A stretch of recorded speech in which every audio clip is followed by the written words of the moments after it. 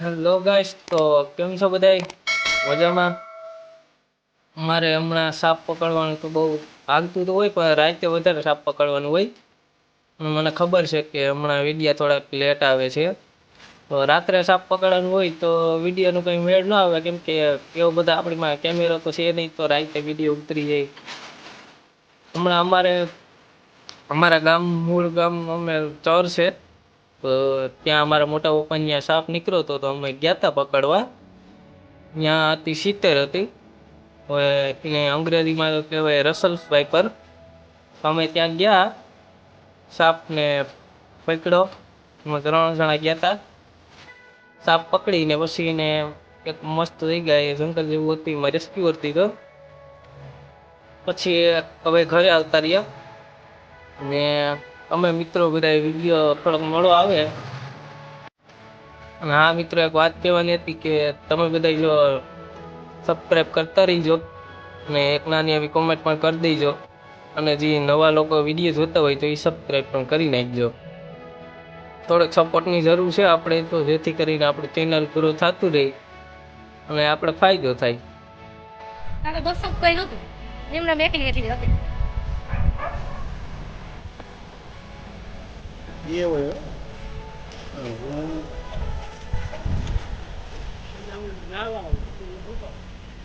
ઝીંકાભાઈ ને પૂતા હતા, જો આમ વહી જાય ને તો નથી ઉઠાડવા આવું. હાડી અહીં બાથરૂમ થી પાછી આમણી આવી. પીઠ તો આની હોય, એવું ન ધીરી હોય. એટલે થવા નાક પૂગી ગઈ હતી અહીંથી બાથરૂમ ની બહાર.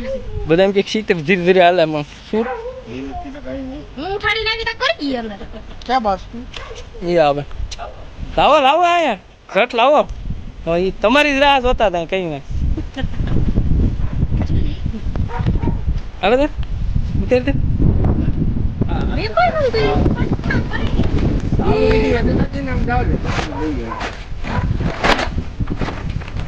બટ કુછ જો ભર્યું ને કાના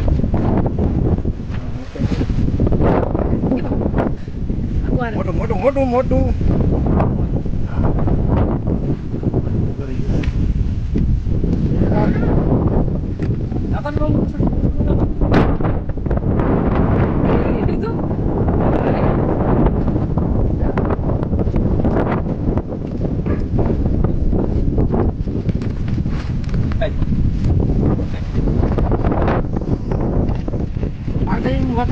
કર દો બંધ કાના.